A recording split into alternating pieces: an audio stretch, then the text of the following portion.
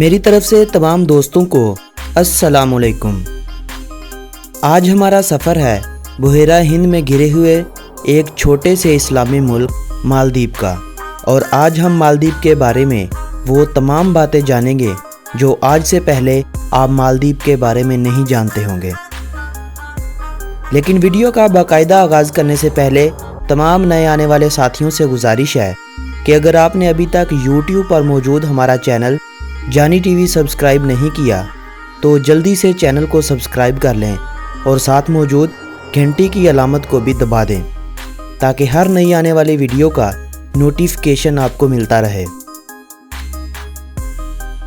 مالدیپ کی تاریخ کا مطالعہ کرنے پر پتہ چلتا ہے کہ مالدیپ پر پہلی بار سنہالی لوگوں نے 500 قبل مسیح میں بستیاں بسائی تھیں۔ یہ وہی لوگ تھے جو آج بھی سری لنکا میں ایک بڑی تعداد میں پائے جاتے ہیں۔ سنہالی لوگ بدھ مت کے پیروکار تھے۔ انہوں نے 1400 سالوں تک مالدیپ پر حکومت کی اور اتنے سالوں تک یہاں بدھ مت کے علاوہ کوئی اور مذہب داخل نہ ہو سکا۔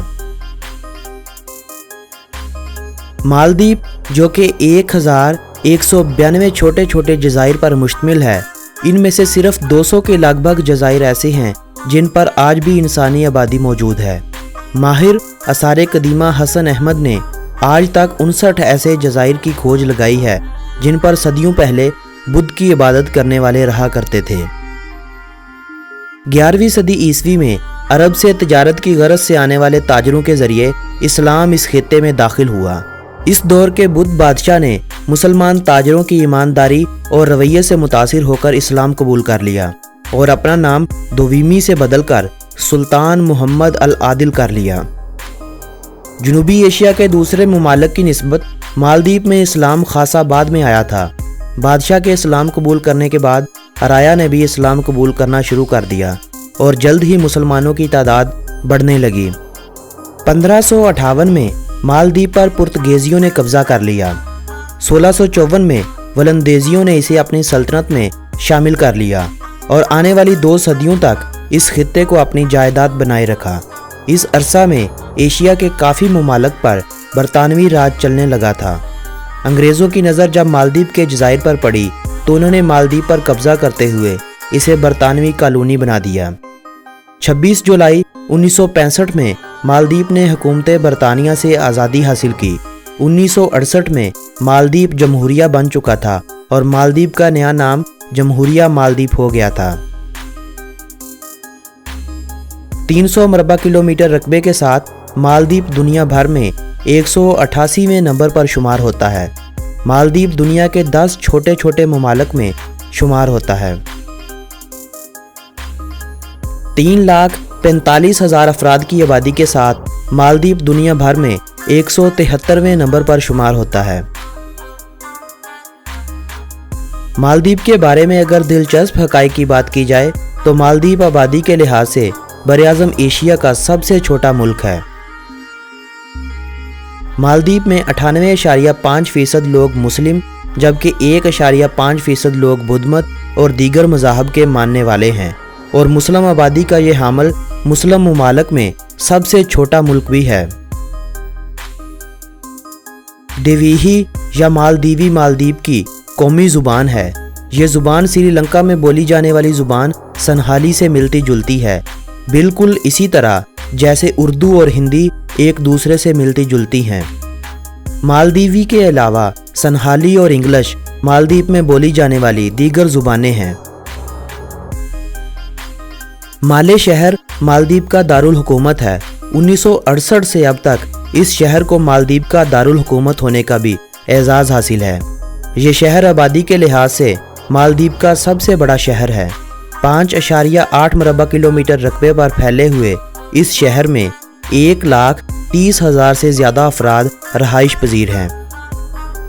مالے کے علاوہ ادو شہر مالدیپ کا دوسرا بڑا شہر ہے اور اس شہر میں تقریباً 40,000 افراد رہائش پذیر ہیں۔ مالے شہر میں موجود ویلانا انٹرنیشنل ایئرپورٹ مالدیپ کا سب سے بڑا ہوائی اڈہ ہے۔ ملک میں ٹوٹل 12 ایئرپورٹ ہیں جن میں 4 ایئرپورٹ بین الاقوامی جہازوں کے آنے جانے کے لیے مخصوص ہیں۔ باقی 8 فوج اور مسافروں کے ایک جزیرے سے دوسرے جزیرے پر جانے کے لیے استعمال کیے جاتے ہیں۔ جب پرتگیزیوں نے مالدیپ پر قبضہ کیا تو انہوں نے یہاں پر اسلام کو ختم کر کے عیسائیت نافذ کرنے کی کوشش کی تھی، لیکن شدید احتجاج اور خونریز جنگ کے بعد ہونے والے ایک بڑے نقصان کے بعد ان کو اپنا یہ فیصلہ واپس لینا پڑا۔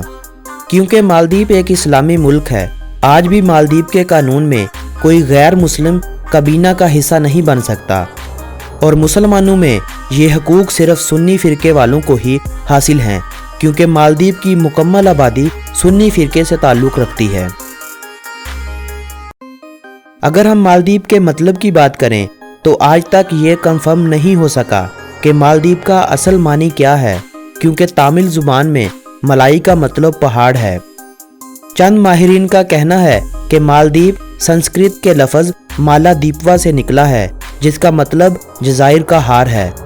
کئی ماہرین اسے مہیلا دیپوا سے نکلا ہوا لفظ کہتے ہیں، جس کا مطلب عورتوں کا جزیرہ ہے، لیکن کچھ ماہرین اسے عربی کے لفظ محل سے نکلا ہوا تصور کرتے ہیں، لہٰذا مالدیپ کو نقشے پر دیکھتے ہوئے جزائر کا ہار کہنا ہی صحیح ہوگا۔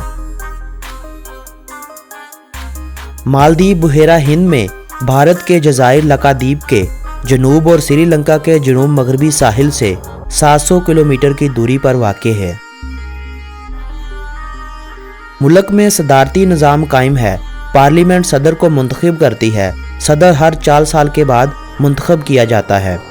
پارلیمنٹ کو مجلس کہا جاتا ہے، جس کے کل 54 ارکان ہوتے ہیں، جن میں سے 8 ممبر مالے شہر سے، جبکہ باقی 38 ممبر کو 19 مختلف اضلاع سے منتخب کیا جاتا ہے۔ ایک اسلامی ملک ہونے کے ناطے اسلامی قانون ہر جگہ نافذ ہوتے ہیں، صرف چند جزیروں پر کچھ ہوٹلوں کو ہی اجازت ہے شراب اور پگ میٹ جیسی غیر اسلامی اشیاء کے رکھنے کی۔ رمضان کریم میں سیاحوں کو دن کے وقت پبلک کے سامنے کھانے پینے سے منع کیا جاتا ہے، ہاں وہ اپنے ہوٹلوں میں جس طرح مرضی کھائیں پئیں۔ ان سب کے باوجود غیر اسلامی کام جیسے دیگر ممالک کے ساحلوں پر دیکھنے کو ملتے ہیں، مالدیپ کے ساحلوں پر یہ چیز دیکھنے کو نہیں ملے گی۔ شارٹ کپڑے پہننا بالکل منع ہے۔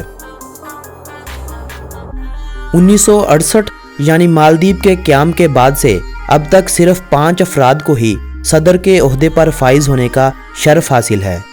11 نومبر 1978 کو منتخب ہونے والے صدر مومون عبدالقیوم کو 6 بار لگاتار صدر بننے کا اعزاز حاصل ہے، جو 2008 کے انتخابات تک صدر رہے ہیں۔ مالدیپ کے موجودہ صدر عبداللہ یامین ہیں، جو 17 نومبر 2013 سے اب تک صدر کے عہدے پر فائز ہیں۔ مالدیپ کی کرنسی کو مالدیوین روپیہ کہا جاتا ہے، جو ایک روپیہ پاکستانی 7.13 روپوں کے برابر ہے۔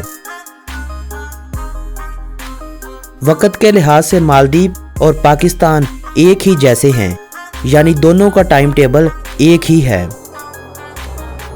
مالدیپ کا کالنگ کوڈ +960 ہے۔ گزشتہ صدی کے دوران سمندروں کی سطح میں 20 سینٹی میٹر یعنی 8 انچ کا اضافہ ہوا ہے۔ سمندروں میں پانی کے بڑھنے کی وجہ سے مالدیپ کی بقا کو آنے والے وقتوں میں خطرہ ہے۔ 2004 میں آنے والے سونامی سے مالدیپ کے کئی علاقے پانی سے ڈوب گئے تھے اور کئی افراد بے گھر ہو گئے تھے۔ اس موقع پر 6 غیر ملکیوں سمیت 75 افراد اللہ کو پیارے ہو گئے تھے۔ اگر موسم کی بات کریں تو مالدیپ کافی گرم ملک ہے۔ سال بھر میں صرف 2 موسم آتے ہیں، ایک گرمی ہے اور دوسرا برساتی۔ سردی یہاں نہ ہونے کے برابر ہے۔ 14,383 امریکی ڈالر فی کس مجموعی آمدنی کے ساتھ فی کس مجموعی آمدنی کے اعتبار سے مالدیپ جنوبی ایشیا میں پہلے نمبر پر آنے والا ملک ہے، مگر مالدیپ جنوبی ایشیا میں 5.4 بلین امریکی ڈالر کے ساتھ جی ڈی پی کے حوالے سے آخری نمبر پر آتا ہے۔ سیاحت کے حوالے سے مالدیپ پوری دنیا میں اپنا ایک الگ نام رکھتا ہے۔ ملکی آمدنی کا 30% سے زیادہ حصہ سیاحت سے وصول کیا جاتا ہے۔ 14 لاکھ کے قریب سیاحوں نے 2016 में मालदीव का सफ़र किया। अगर आप पाकिस्तान से ताल्लुक़ रखते हैं तो आप यकीन कर लें कि आपके पासपोर्ट की मियाद 3 माह की हो। ये भी यकीन कर लें कि आपके पासपोर्ट पर खाली पेज मौजूद हो, तो आप मालदीव की टिकट बुक करके 1 माह तक मालदीव के हसीन नज़ारों का लुत्फ़ उठा सकते हैं, क्योंकि मालदीव पाकिस्तानियों को 1 माह तक मुफ्त वीज़ा ऑन अराइवल यानी मालदीव में पहुंचने पर आपके पासपोर्ट पर वीज़ा लगा दिया जाएगा। आप वहां रहते हुए ही अपने वीज़े में तोसीह करवा सकते हैं। सियाहत के अलावा आमदनी का दूसरा बड़ा ज़रिया माहीगीरी है। माहीगीरी के अलावा महदूद मकदार में सन्नतकारी भी शामिल है। मालदीव में पहले तालीम की तरफ कोई ख़ास तवज्जो न दी जाती थी, मगर अब मालदीव में तालीम की शरह 98% तक पहुंच चुकी है। चूँकि मालदीव जज़ायर पर मुश्तमिल है, इसलिए मालदीव के जजीरों पर सफ़र करने के लिए हवाई जहाज़, हेलीकॉप्टर, कश्ती और बहरी जहाज़ों का सहारा लेना पड़ता है। बीचेस पर वॉलीबॉल खेलना मालदीव में सबसे मकबूल खेल है। इसके अलावा jet skiing, water skiing, football और टेनिस बॉल जैसी खेलें ज़्यादा मकदार में खेली जाती हैं। दुनिया में सबसे पहले अंडर वाटर कैबिनेट मीटिंग भी मालदीव में ही मुनक्कद की गई थी। मालदीव सतह समुंदर से सिर्फ 1.5 मीटर बुलंद है, यानी मालदीव को समुंदर के पानी से खतरा सारी दुनिया से ज़्यादा है। मालदीव सियाहों के लिए सबसे सेफ प्लेस समझा जाता है।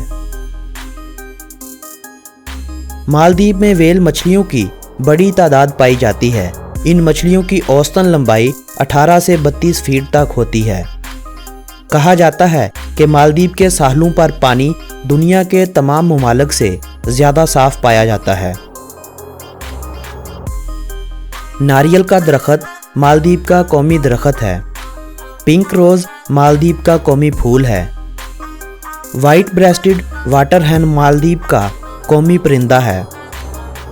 येलोफिन टूना मछली मालदीव का कौमी जानवर है।